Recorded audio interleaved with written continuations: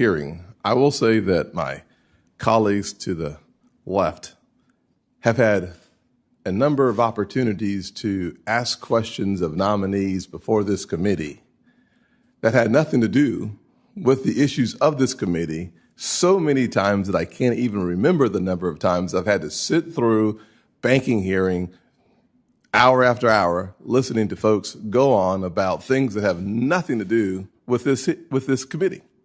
I would say that the comments that have been made by these noms, or at least a couple of them tweeting about the police, have everything to do with housing. The fact of the matter is housing is incredibly important, but safety in the place where you live is number one.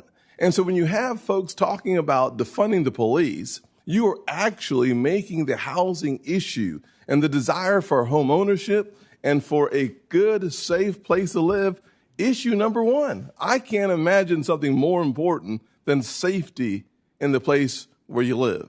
And having lived in some of the poorest parts of South Carolina, I can tell you firsthand that the one thing no one living in the communities where I grew up is asking for defunding the police.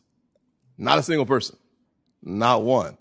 I'll say this, that you look at the most recent polls and surveys done, more than 80% of African Americans, I think it's 81%, has said very clearly they want the same level of policing or more policing, and that is consistent throughout every demographic in this country. And so while we can make this into a political issue, this is an issue that impacts real people in real places that feel insecure and unsure about where they live, and they want the same dignity and respect where they live. And so for us to take this as a simple political issue is frankly inconsistent with the reality faced by so many people who simply want to come home to a safe place. And while it's really easy to have a conversation not living in those communities about people in those communities, I think it's wrong. I think it's wrong, and not only do I think it's wrong, you can look at what's happening all across the country, and those folks who wanted to defund the police are now trying to find a way to refund the police. You think about Minneapolis with a 90% increase in violent crime and homicides. You think about the fact that they are now saying, wait a second, cutting the police may have been a really bad idea. Baltimore, there are almost 400 officers in a shortage. They have 392 positions to be filled, more than a dozen detective positions vacant. What's happening in Baltimore? The crime is up. And what is the city council saying? They're saying, well, last year we cut it by $22 million. This year, let's increase it by $28 million. Why? Because they understand that putting poor people in a place without security is immoral. It is wrong. And so for us to have this conversation as if it's just a conversation because we are sitting in one of the safest places in the United States is ridiculous, in my opinion. We should take serious our words. We can actually lead people to more violent activities because when leaders say something, people listen. And if you want to lead, take that responsibility seriously. Very serious. Think about New York City just elected a new person who said, you're not defunding my police. We're going to actually add more policing.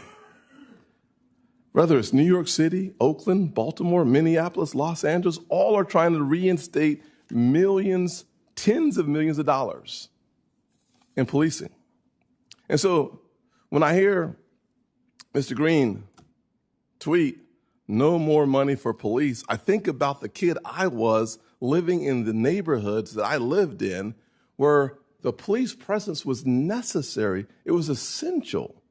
And so I don't think about this from the politics of left and right. I think about this as average American people who are vulnerable, who need help, who've worked hard, living paycheck to paycheck, and they want more policing. So, Mr. Greene, would you like a chance to restate your position on defunding the police or give me better context for it? Because I got to say, It is an issue.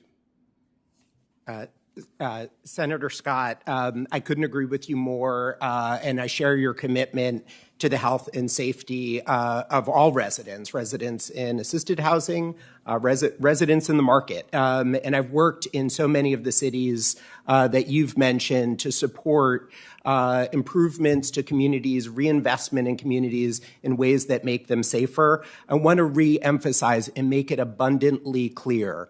The words that you said, no more money for the police, were populated on my tweet when I shared an idea and I shared others' viewpoints. I regret if that is interpreted as my opinion. And when I tweeted it at the time, I don't think it would have been interpreted that way.